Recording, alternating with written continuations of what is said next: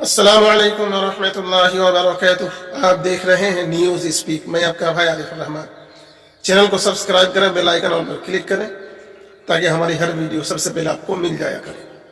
Like करें, share करें, comment में अपनी राय जरूर दें। किसान आंदोलन चल रहा है, किसानों का समाधान नहीं हो पा रहा है। सरकार किसानों की बात सुनने के लिए तैयार नहीं और किसानों को अपने ही देश में किसानों को नाकाबंदी कर दिया गया है। चारों तरफ से कंक्रीट की दीवार, सीमेंट और कंक्रीट की दीवारें बना दी गई है। किसानों को नाकाबंदी करके रखा गया है और चारों तरफ से कीलें गाड़ दी गई है जो कि पाकिस्तान बॉर्डर पर होना चाहिए, चीन बॉर्डर पर होना चाहिए। पर किसानों को अपने ही देश में बीजेपी सरकार इस वक्त नाकाबंदी करके रखी है, जो बहुत ही अफसोस और दुखदनीय है।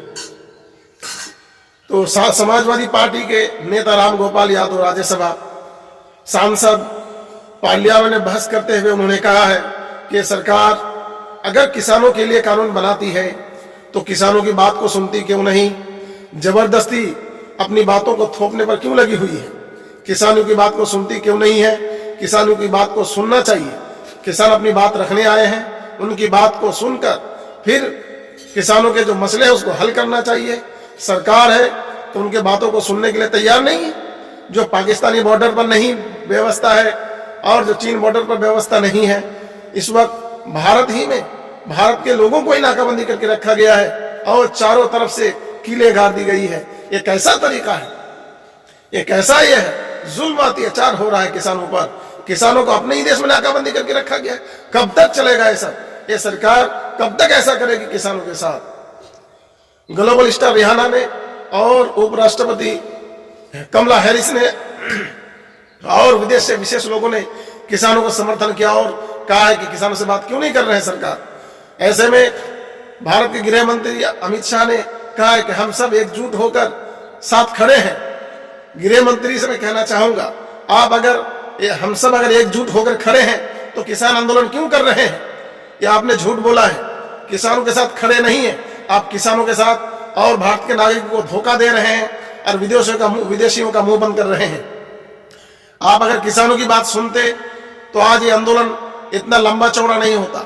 लगभग 75 दिन हो गए और 70 से ज्यादा लोग मर गए, लेकिन बीजेपी वालों के दिल में रहम नहीं आया और तरस नहीं आया और किसान आंदोलन कर रहे हैं। और आप कह रहे हैं कि हम साथ खड़े हैं। हम कहीं पर भी साथ खड़े नहीं है।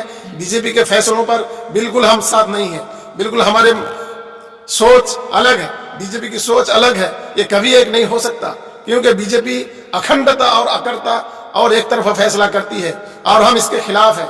इसलिए बीजेपी को चाहिए कि ऐसे दूसरे का मुंह बंद करने के बजाय जो कानून आपने थोपा है उस पर हल किया जाए, किसानों की बात को सुना जाए और उस पर हल किया जाए। और कानून को वापस लेना पड़े तो कानून को वापस किया जाए, या सुधार करना पड़े तो उसमें सुधार कीजिए। उसके बाद कानून को किसानों के सामने रखकर बात कीजिए, उसके बाद लागू कीजिए। ये आप ही का देश नहीं है, पूरे भारत किसानों का है। किसानों के बलबूते पर आप भी खाते हैं, पूरा देशवासी खाता है। कहीं आपको एक दाना उगाना नहीं आता, किसान उगाते हैं और अपना मनमानी कानून थोपना बंद कीजिए। आप देश के गृह मंत्री हैं, कहीं सिर्फ पार्टी के गृह मंत्री नहीं है, पूरे देश के गृह मंत्री हैं। तो पूरे देश के किसानों की बात को सुनिए। आम आदमी पार्टी के सांसद संजय सिंह ने भी पार्लियामेंट में बहस करते हुए हमलावर हो गए और उन्होंने कहा कि पहले किसान आंदोलन पर बात की जाए, उस पर बहस किया जाए। और टिकरी बॉर्डर पर और सिंघू बॉर्डर पर, गाजीपुर बॉर्डर पर जो व्यवस्था की गई है तो पाकिस्तान, चीन और दीगर बॉर्डर पर भी ऐसा व्यवस्था नहीं है। ये सरकार कब तक ऐसा करेगी?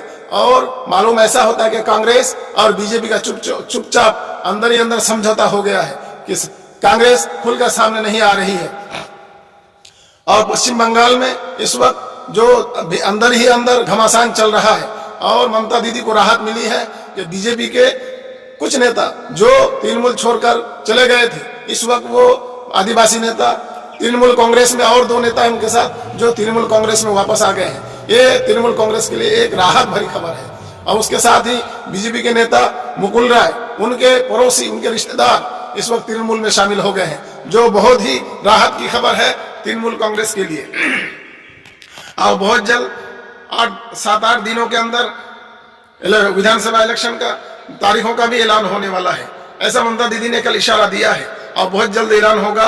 और इस वक्त कोलकाता पश्चिम बंगाल की नई पार्टी ISF जो इंडियन सेकुलर फ्रंट है, कांग्रेस और लेफ्ट पार्टी CPM के साथ गठबंधन पर बातचीत चल रही है। पीरजादा अब्बास सिद्दीकी इन्होंने 44 सीटों की मांग रखी है और इस पर बातचीत चल रही है। और इंडियन सेकुलर फ्रंट इस वक्त जगह जगह पर प्रोग्राम करके तृणमूल कांग्रेस और बीजेपी पर हमलावर है। इनको रोकने के लिए हर मुमकिन इकदाम किए जाने चाहिए और इंडियन सेकुलर फ्रंट को कामयाबी मिलनी चाहिए। इस वक्त के जो हालात नजर आ रहे हैं पश्चिम बंगाल में, जो भी सरकार सत्ता में आएगी तो गठबंधन के आधार पर ही आ सकती है, वरना नामुमकिन दिख रहा है। किसी को भी बहुमत मिलना मुश्किल है। आप हमारे साथ ऐसे ही जुड़े रहें ताज़ा अपडेट के साथ। अस्सलामु अलैकुम व रहमतुल्लाहि व बरकातुहू।